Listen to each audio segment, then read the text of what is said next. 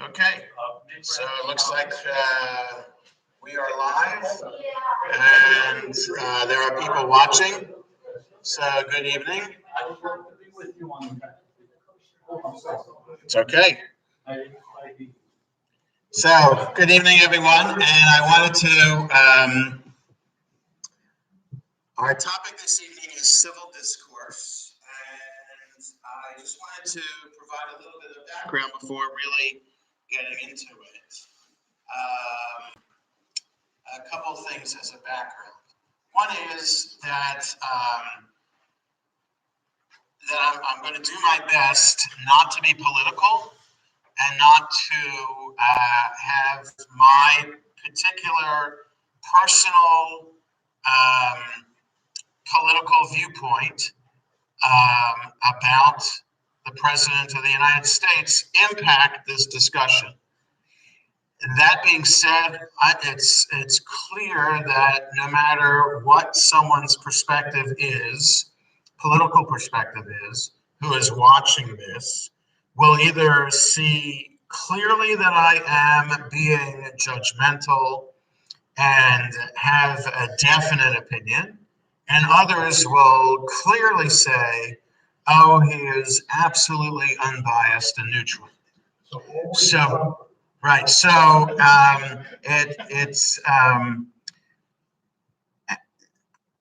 whether we are in favor of the president and his policies or not, it is clear that the president tweets every day. That there's nothing political about that. That is a factual statement. You go onto Twitter. I do not follow President Trump, but anybody can follow President Trump, and he has millions of followers. So it is clear if you go on Twitter that there are tweets, usually more than one, every single day. Nothing political about that. What he tweets, certainly that is a topic for discussion. And when he says things like fake news or words like that, then that prompts a discussion about whether he is being factual or he himself is fanning the flames of uncivil discourse. Okay, so hopefully I said that in a way, and those who are watching, feel free to type in any kind of question or comment on the side of your screen.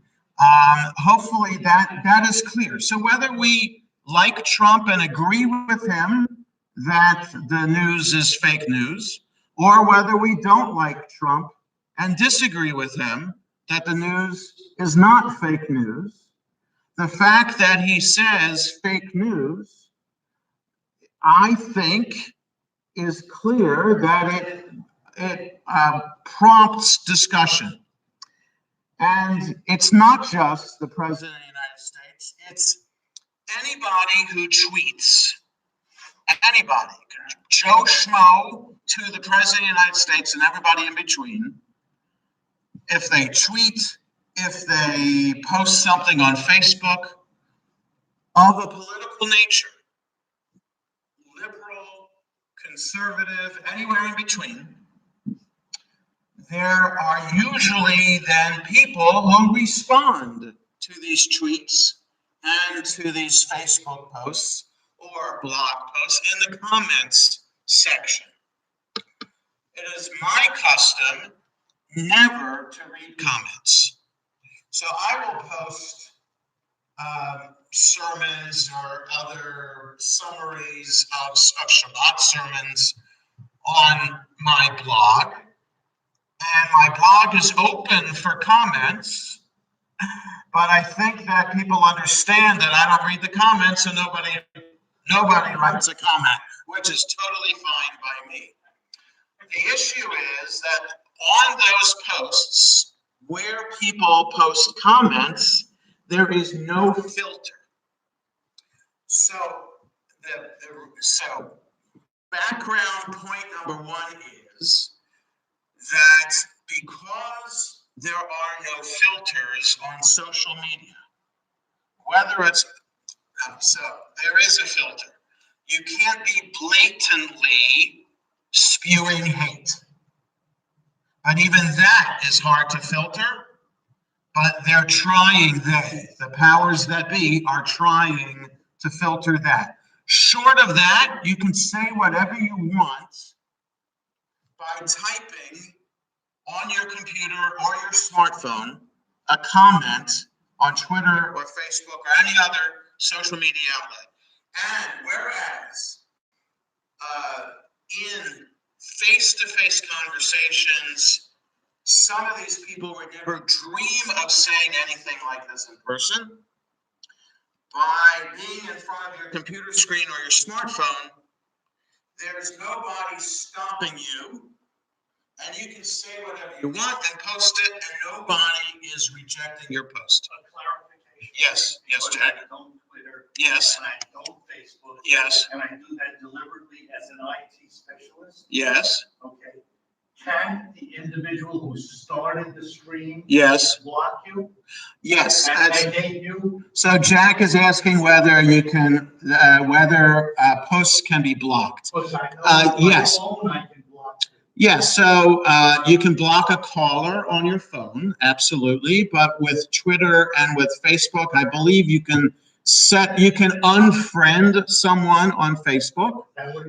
Yes, there's that, or you can block certain people, but that it's kind of, so I don't know the mechanism in place because I've never done that. And on Twitter, I believe you can do that too. And can't you set up filters that say, if I see these words, I don't want that to show up on my yeah, so I don't think a personal Twitter account can set up a filter to prevent certain kinds of, I don't think, but again, I'm not an expert on that. You can, anybody who's watching can, someone who on a live chat is saying on Facebook, you can prevent people from seeing certain posts. So yes, there are some filters in place that you can do. All right, so right. Yes. Yeah. So it's one thing to block emails and phone calls. It's another thing to intervene in a conversation that's taking place on the internet, that's happening through your Facebook feed or through your Twitter feed. So Jack, please give me a chance to continue the conversation and other points I want to make, because I don't want to get bogged down in this big blocking. I am blocking you, yes, Jack. I'm blocking you, hopefully in a respectful way, but because I want to, yes. And the clarification, all I'm saying with the clarification is essentially, I don't know all the details of Facebook and Twitter about your question. But it gets to the bigger question as to whether the Facebook authorities and the Twitter authorities have any right to read all the conversations that are taking place and to stop something that they see has crossed a line. And I think that is a conversation that is happening out there as to what the line is, so that everybody agrees that beyond this line, that is clearly wrong. And I think that there hasn't been, we're far from achieving a definition of what that line is. Okay, so that's number one. So I only bring up the president only because he's the classic example of someone posting a lot on Twitter in a way that prompts great discussion. Okay, not in silence.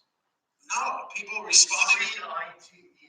Insights. Oh, yes. It's Okay. insightful, if I can Okay, so that's number one. Number two about this civil discourse discussion is that I think that the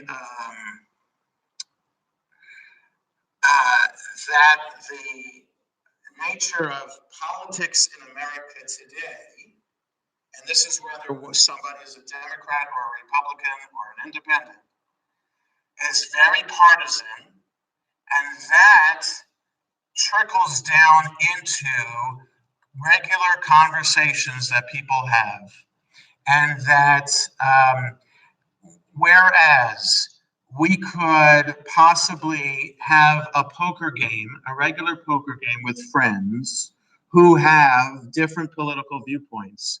And I don't have such a poker game, by the way, but I've heard of this from other people having poker games, that you can have friends who have a variety of different political viewpoints. And 20 years ago, you could still be friends around the poker table and have a friendly conversation about differing opinions. Whereas today, that is not just less likely, but those conversations could be scream fests, and such poker games might not exist anymore. So even in venues that should be more respectful and sacred, like synagogue on Shabbat, has become a time in which conversations that I facilitate, and clearly I present a particular opinion, and that opinion, I think, is a religious perspective on an opinion, not a political opinion, but a religious perspective about an issue, clearly becomes, for some, a hot button issue. So, with that, I want to give three examples. And I want to start with the most blatant example. And I don't know if anybody, I don't think I shared this with anybody in the room before. But after Yom Kippur, our executive director shared with me a letter that was written on Rosh Hashanah and got to the office the day after Rosh Hashanah, but the executive director didn't share it with me until after Yom Kippur to kind of keep me sane during the high holidays. So apparently, I'm not going to mention any names here. There was a couple that came by the synagogue last June. So this is June of 2019, saying that they're moving to this area from Florida because their kids live in the area and they wanted to be closer to their kids. And they're checking out synagogues in the area. And so I was here when they stopped by, and the executive director was here. So apparently we made a good enough impression that this couple came for high holiday services. The first day of Rosh Hashanah, I spoke about fear and dread, things in the world that are causing me to be afraid, and what we can do to face that fear. And the things I was talking about was gun control, climate change, and what else did I bring up? I forget. It was something else like that. So they were all of a political nature, but social justice, immigration. Immigration was the other one, about how people who are trying to get into America, fleeing for their lives, trying to seek asylum, are being stopped at the border. Okay, so I bring up climate change. I mentioned how the national parks, 12 national parks are being opened for oil, for drilling, for gas or oil, etc., and how we've pulled out of the Paris Agreement on gas house emissions, etc. So that's how I started the sermon. And then I got into a discussion about the Torah reading and fear and how do we confront fear. So this is the letter that couple wrote who was checking us out. They said, "Dear Executive Director, We attended this morning's service. I'm laughing at this because it's outrageous. 1 minute into your uninformed rabbi's sermon, we left. We came to your congregation to pray and reflect on the Jewish values and the meaning of the new year. We did not come to hear your moronic rabbi spout his uneducated political opinions. We will not contribute 1 penny towards, much less consider joining, a congregation that employs such a radical rabbi. He makes us ashamed to be Jewish. The harm that he does to the Jewish religion and the Jewish population is incomprehensible. Shame on him and shame on Shaarei Tefillah for allowing the Jewish religion to be perverted in this matter. Sincerely, Well, that sounds like a fantastic endorsement. So I wish that Shauna had shared with this letter when it came in, because on Kol Nidre I spoke about civil discourse, and I could have started the sermon with this letter as example number one, the prime example of how not to talk to somebody. They could have said in a different way, this clearly is not the congregation for us, and we don't agree with the rabbi's approach and understanding of contemporary issues. We're going to look for another synagogue. That would have been a respectful way to. Instead of these ad hominem Yes. comments, which Yes. all of them were, Yes. they could have said some things to counter each and every. Oh, it's possible, right? They could have presented. As Jack is saying, they could. Right, they could have presented their own opinions. Right. So Jack. So I bring this letter up because I think that 20 years ago, if I got a letter like that, I would have been very defensive, and I would have felt like I was being knocked down, and it would have taken me a while to recover from such a letter. 25 years into being the rabbi at Shaarei Tefillah, I've, even though I'm an introvert and I am a little bit protective of, sensitive, I would say, I think I've gone past that, and I know the congregation well enough that most people in the congregation wouldn't talk like this to me. And hopefully, and people in the congregation have disagreed with me in the past and have asked to meet with me privately and to discuss their difference of opinion with me. So it's not like everybody in the congregation has agreed with everything I have said over the past 25 years. Could never expect something like that to happen. And in fact, that would be a pretty boring kind of congregation and rabbi relationship if everybody just agreed. So, but the fact is that people have disagreed, but they have done so in a respectful manner. So, the issue is that this couple, who are not members of the synagogue, did not know our culture of, or even the expected, basic forms of etiquette of how to talk. So that's why I laugh every time I read this letter. As soon as I got this letter, I took a picture of it and texted it to my children. And my youngest son said, "Absolutely, I agree." So, yes, Abba is a moronic rabbi. Yes, it's clear. Would you want a family like that as members? Okay, so no, whether I want a family like this as a member is not the point. Well, The point. So again, give me a few moments here, Jack. So the reason I bring this letter is that it's like reading a post on Facebook or Twitter.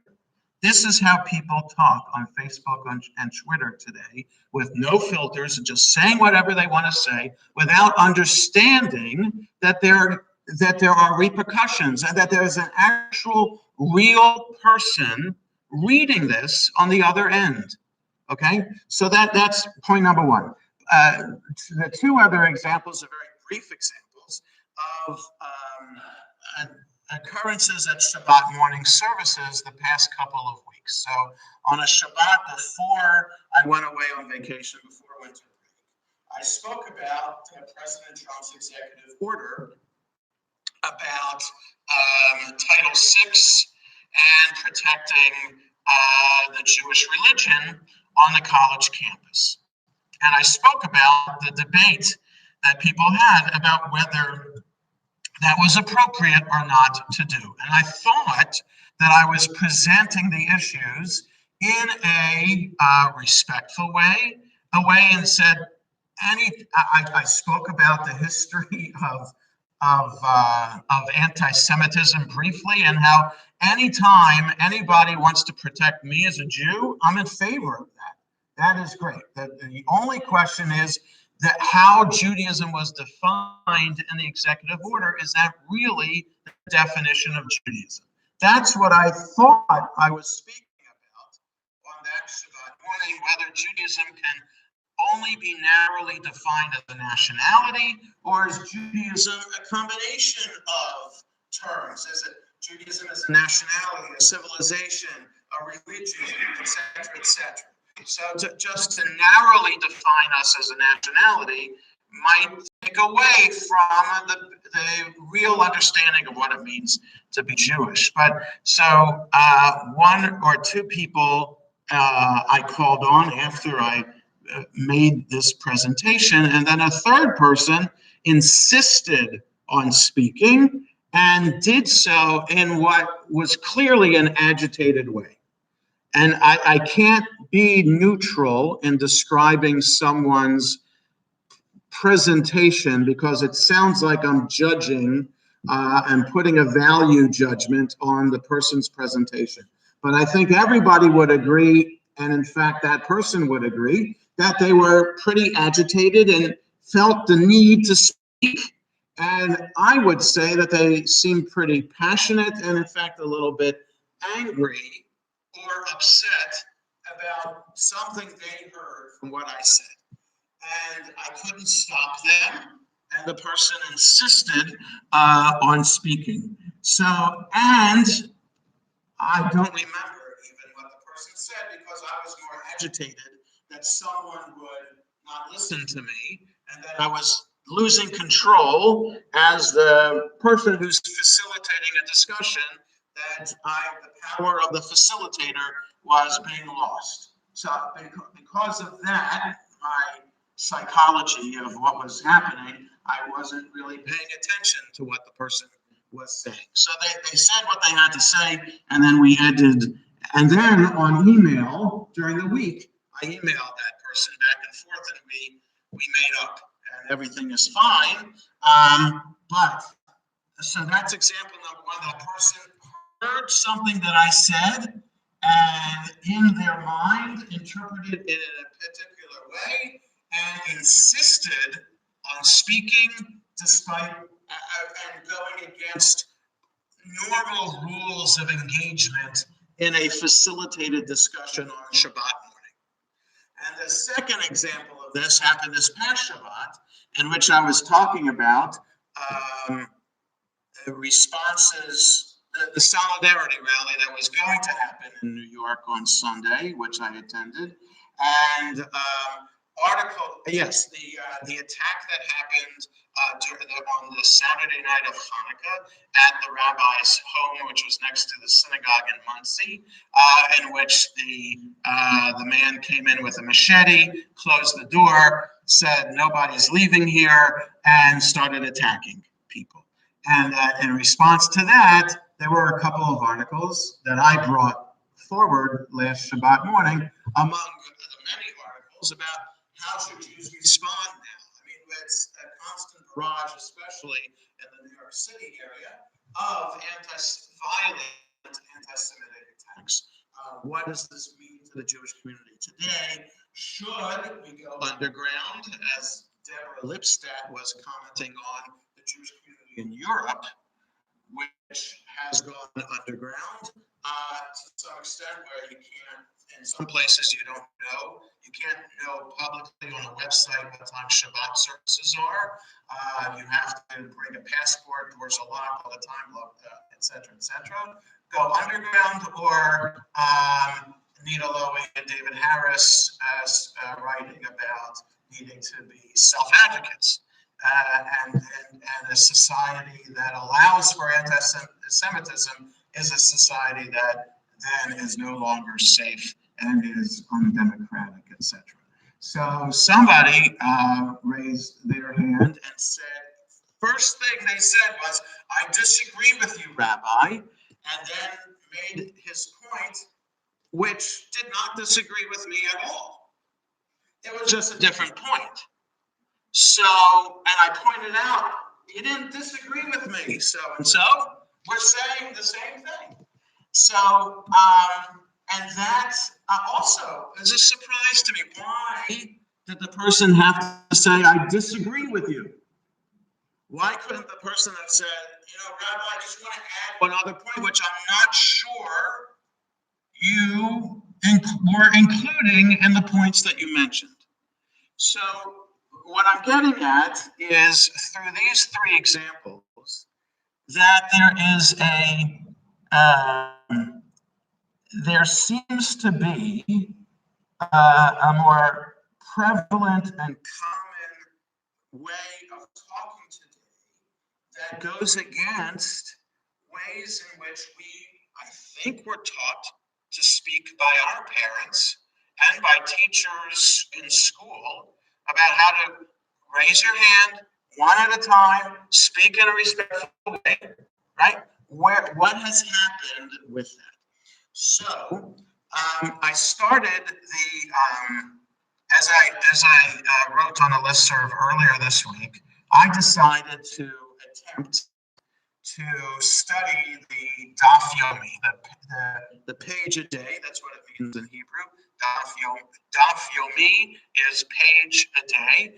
There is this tradition to study a full page. So a page of Talmud is the front and back side of the page. So a folio page, to study that one page a day of the Talmud. It's 20 volumes. The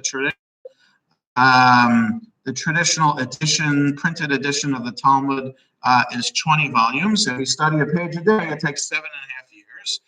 They just completed the current cycle last week and was celebrated in one place at MetLife Stadium in New Jersey, in East Rutherford, New Jersey.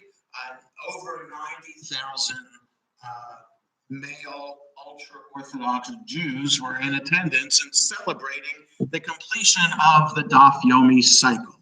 The tradition is for the ultra-Orthodox to be involved in this, but now in our open society, all Jews of all stripes are participating in this, and there are a number of resources out there to help anybody, and the uninitiated in Talmud study even, to study Talmud. So I decided to start the process of Daf Yomi, and there's an app. There are plenty of apps that you can download, plenty of free apps to download. Because I've had experience with studying Talmud, this one called Daf Yomi, it's the Daf Yomi portal, has a variety of things to make the study of Talmud easier. It has a variety of texts of the Talmud page to choose from, etc. So anyway, so I started the study of Talmud, and all of that to say that in one of the pages this week, there's a discussion about King David. So the Talmud begins with a discussion about when we should pray the evening service. And that leads to some basic foundational concepts that the rabbis bring forward right at the beginning of the Talmud. And one of these foundational concepts is that King David is the greatest of all kings in our history. Now, we need the rabbis to tell us that, because we have to understand first and foremost that Judaism today is rabbinic Judaism. It's not biblical Judaism. In other words, the Judaism that we practice today is based on the Bible, but is not solely biblical. It is based on the Bible as interpreted by the rabbis. So if we only read the Bible, the book of Psalms, which are attributed to King David, we'd find that King David, only according to the book of Psalms, is a deeply spiritual man who is constantly searching for God, seeking God's help, God's comfort, God's support, and also responding to feeling God's presence in his life. So if we only had the book of Psalms about King David, we'd find a very deeply spiritual man. But then there's the historical book of Samuel and Kings, in which King David is a murderer, and can he, a murderer and an adulterer, first write the book of Psalms? Well, murderers and adulterers are human beings too, and they have feelings too, and I guess they could write 150 Psalms, but would you want to read it? Would you want to incorporate those Psalms in your daily prayer, as we do, and have that be the essential foundation of who we are as Jews today? Would you like to know that your prayer book is based on the writing of a murderer and an adulterer? So that's why the rabbis needed to reinterpret King David for us to, whitewash all of this and clean up his act. So on the first pages of the Talmud, King David is made out to be a modest Torah scholar. So in discussing when to pray the evening service, that one of the discussions is that understanding that the nighttime hours are divided into 3 watches, and that like for 3 hours, 4 hours each. There are 12 hours. I don't want to get too complicated here.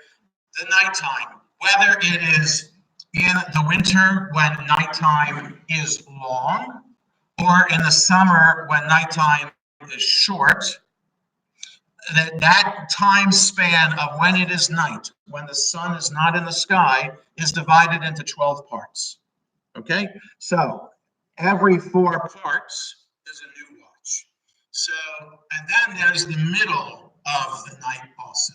So King David would get up in the middle of the night, and a harp would play to wake him up.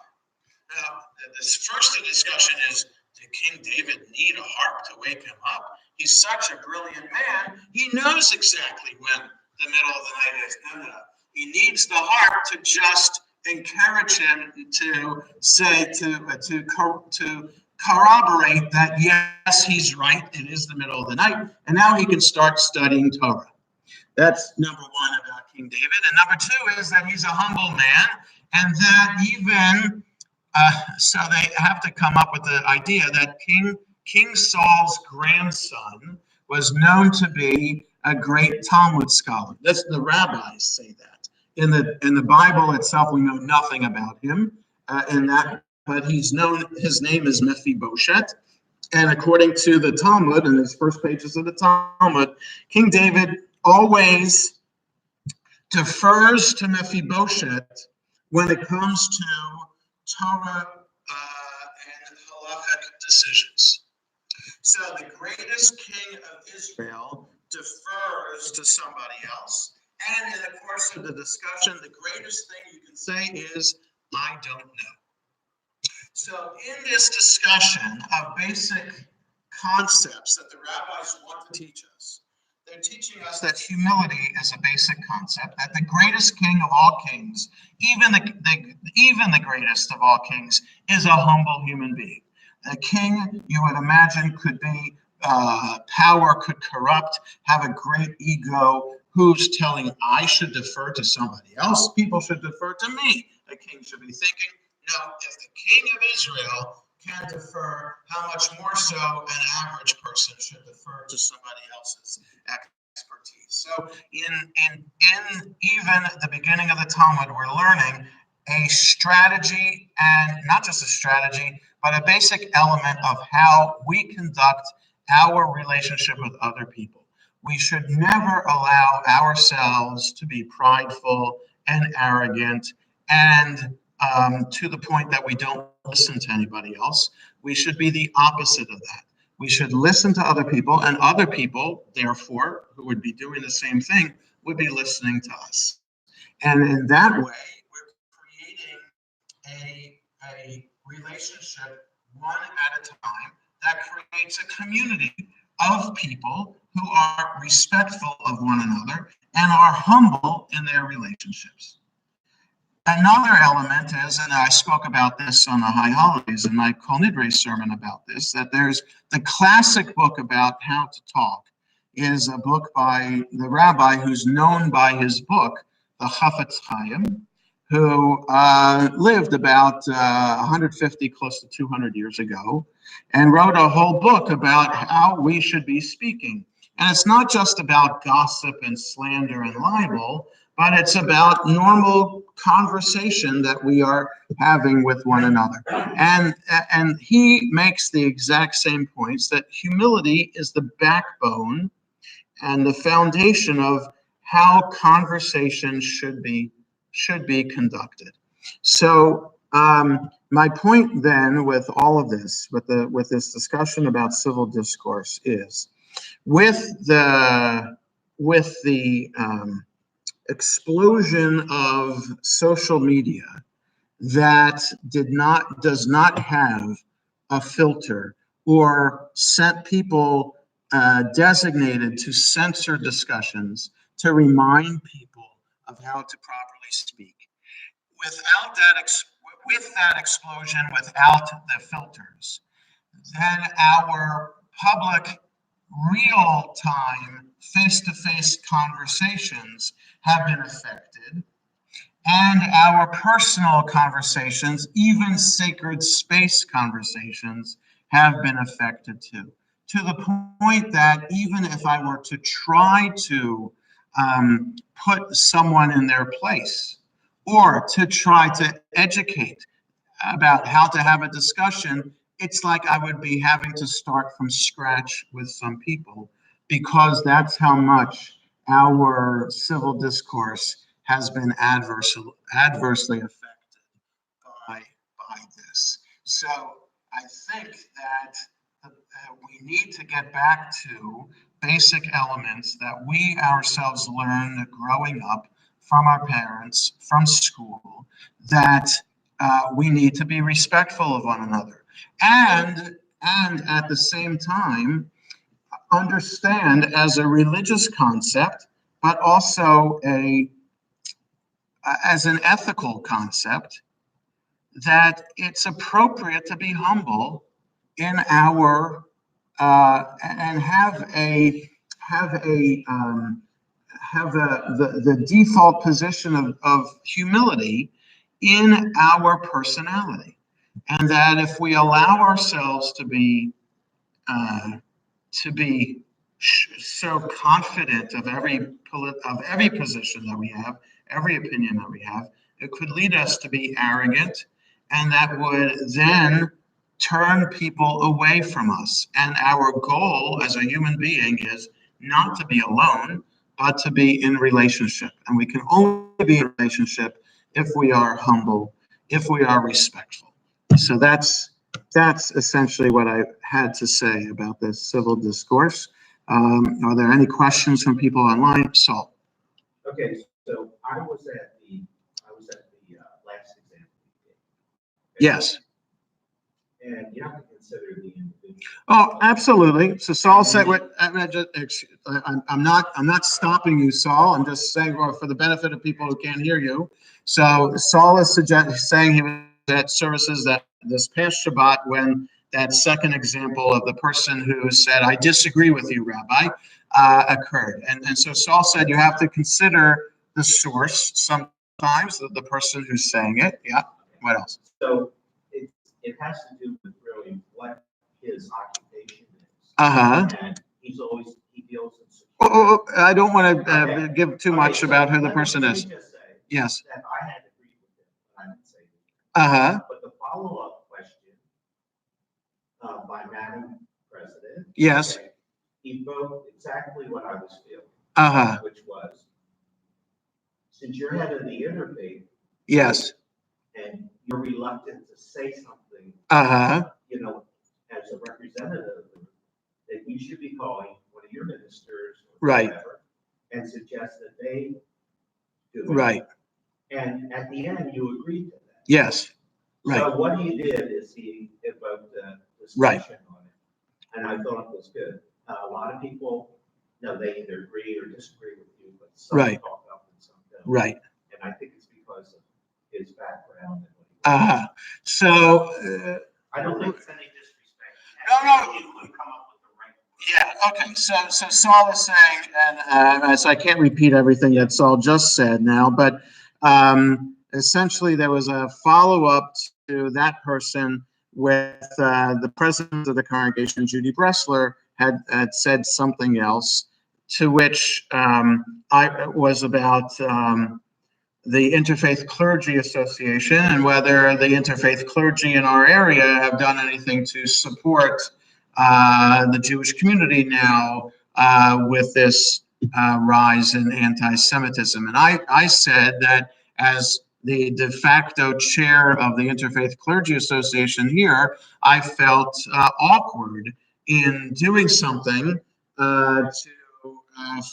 on behalf of all the clergy about anti-Semitism, since I'm Jewish, that I would have preferred somebody not Jewish in the Clergy Association to have taken on that responsibility. So we had a brief discussion about that, and that was done in a very respectful, thoughtful kind of way. So I guess that Saul concluded by saying not everybody knows the right words to use. And I agree with that. Not everybody is comfortable or can come up with the exact diplomatic words. But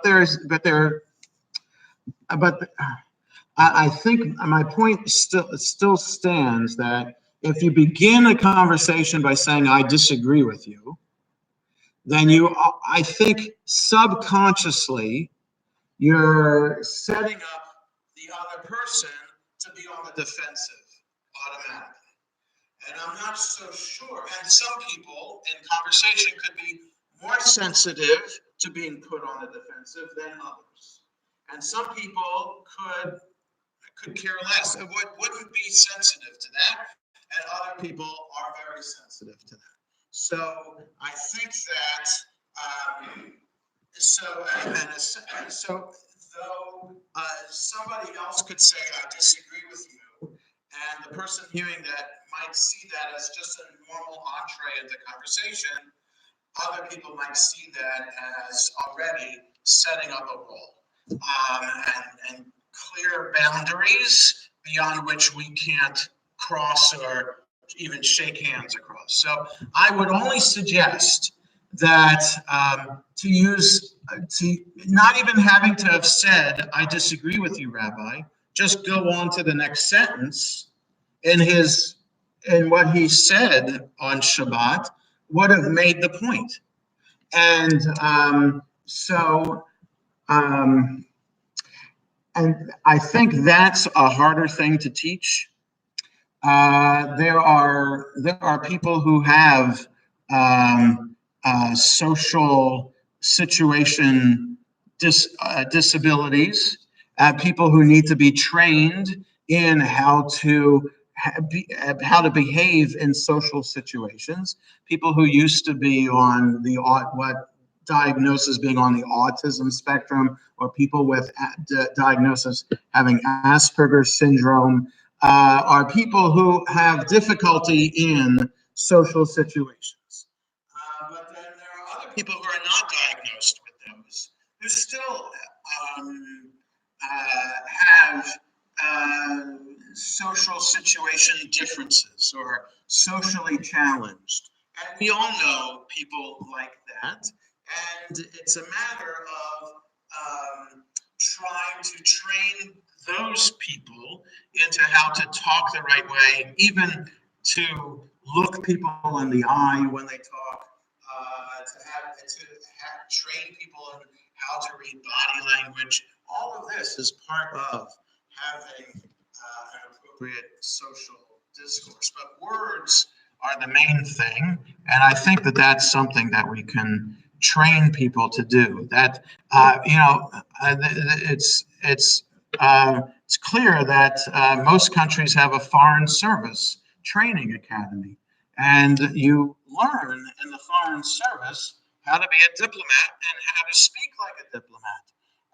And a diplomat can say something that would sound very different than how a military general would speak, right? So someone in the military is right to the point, usually, but they have military language to get to the point. But a diplomat would translate the military language into diplomatic talk, which essentially says the same thing, but in a very different way. Yes. So let me ask you. Yes. Not trying to put you on. No, it's okay. But, after you give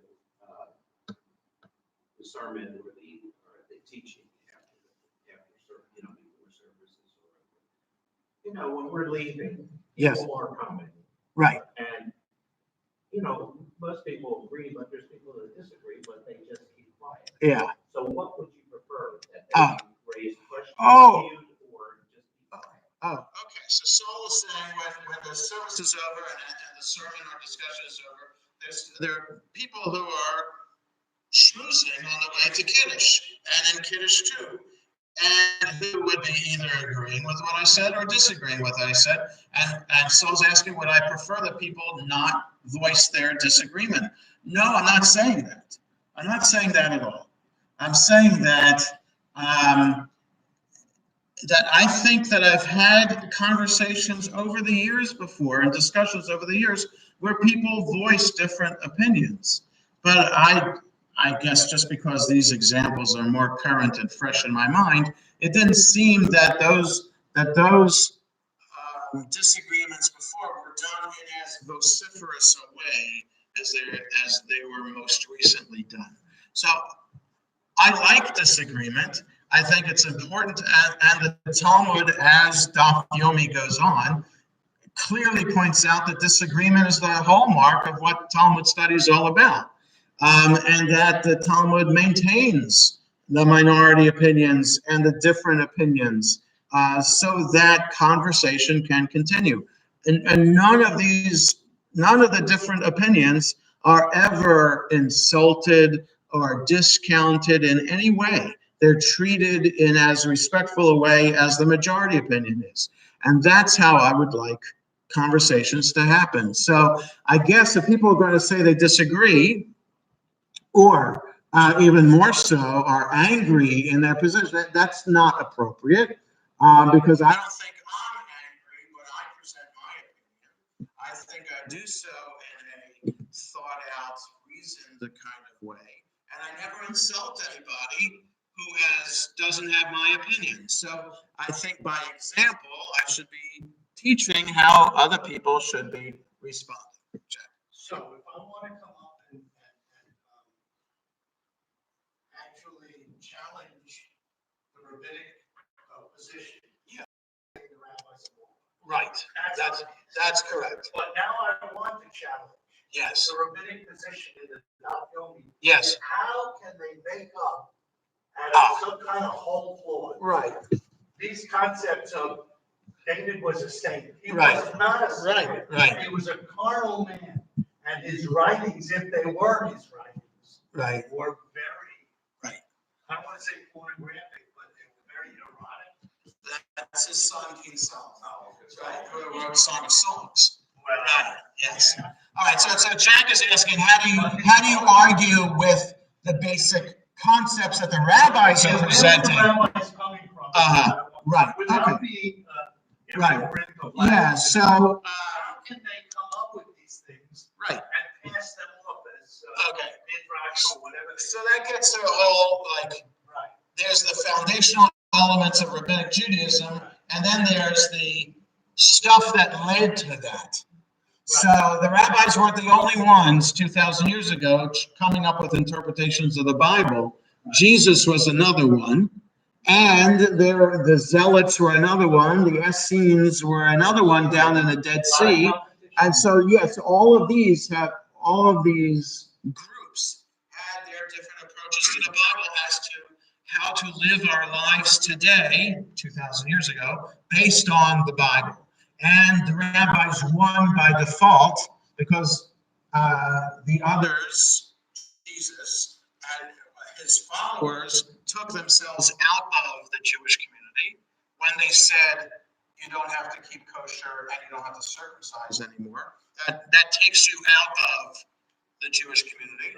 And the Essenes died, and the Zealots died by the Romans. And the Kohanim, the Sadducees, also lost their workplace when the temple was destroyed. So by default, you had the rabbis left. So that was the only game in town, and that has survived for 2,000 years. So yes, so now we have to accept these concepts that the rabbis came up with, namely, like, now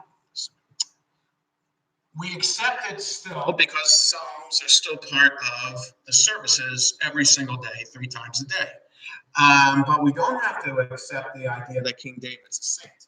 That we don't have to do. And we can disagree, as we'll get to in Daf Yomi, to the point in which they are whitewashing the actual events described in the book of Samuel of the adultery and of sending Bathsheba's husband to the front lines to be killed, and explaining it away to make it sound okay. That coming up with the idea that soldiers at that time signed a prenup agreement.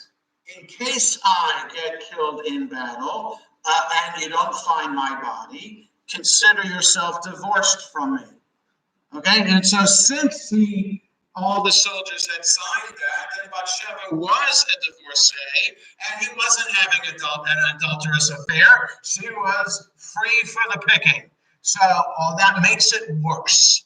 Having a covenant with the rabbis explaining it away that way just makes the whole situation even worse. So we don't have to accept it. We don't have to buy that at all. All we say is we can come up with our own different religious explanations for how we can read these Psalms. We can either say King David didn't write them, because it's clear that many of them could not have been written by King David.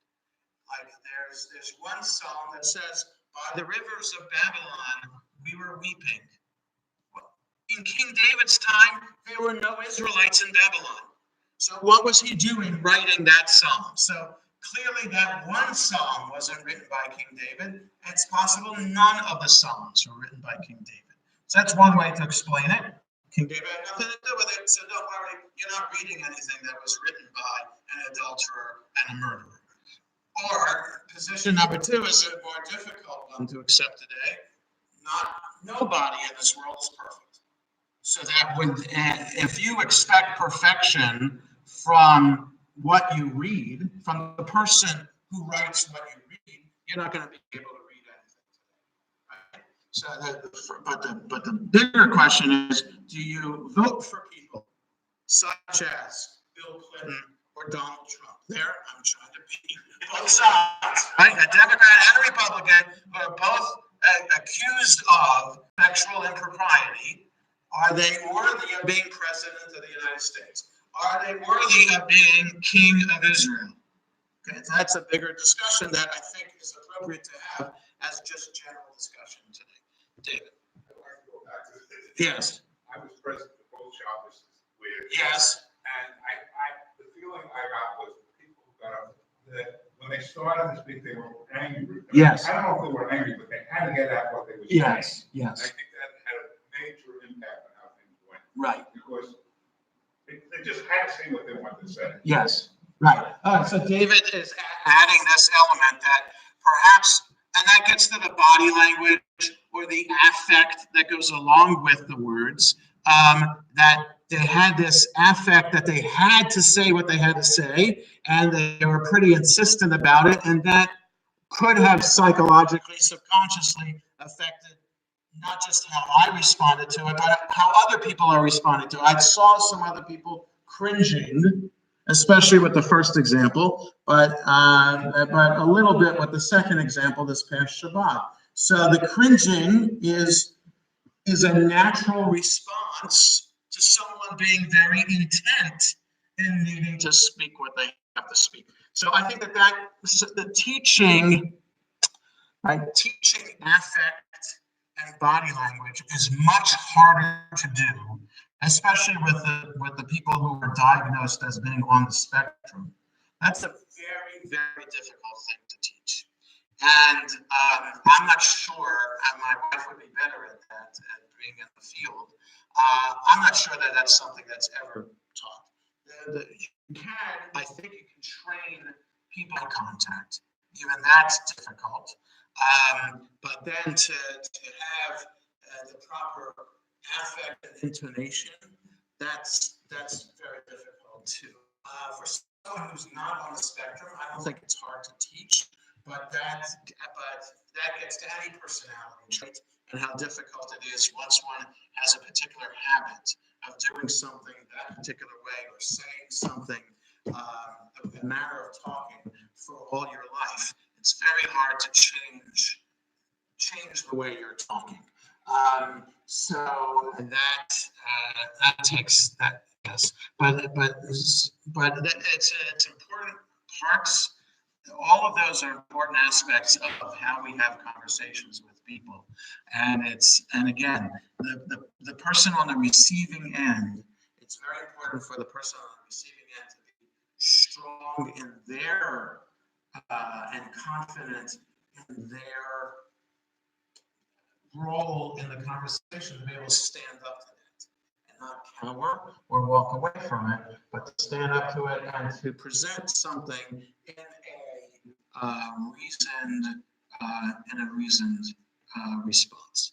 So, any other thoughts or comments? So, yes. So, Just a matter of information. Yes. On the top, Yes. the rabbi of Southeast, which is on my drive. Yes. He has a web. Uh-huh. And every day. Yes. He has 10 minutes about every. Right. So I listened to some of them. It's like a one-way conversation. Right. I imagine Talmud is interaction. Yes. Yes. So Saul's pointing out that the rabbi of Southeast Hebrew has 10 minutes a day on the website to explain the daf of the day. There are plenty of websites out there that do that, and it's very. A lot of them would be for the expert learner, so it kind of assumes that people know what you're talking about and know the language of the Talmud, so it might be hard to even understand what the rabbi is saying. So you'd have to, there are podcasts. Tablet Magazine advertised a podcast, I think, for the uninitiated in Talmud study that could be easier to follow. So if you just Google Daf Yomi lecture, then you'd find tons of choices to choose from, and you just have to pick and choose until you find the person that sounds reasonable to you. You could even look on Facebook, like somebody I'm friends with who used to be in my community in New England is now a rabbi in a suburb of Chicago, and she started a Facebook page for explaining the Daf Yomi. So there are Facebook groups and other, you can, Beth Shalom and Potomac, the Rabbi Nissan Antin has a WhatsApp group to explain the Daf Yomi every day. So plenty of choices out there if you want to try the Daf Yomi cycle to help you with that. All right, have a good evening, everyone.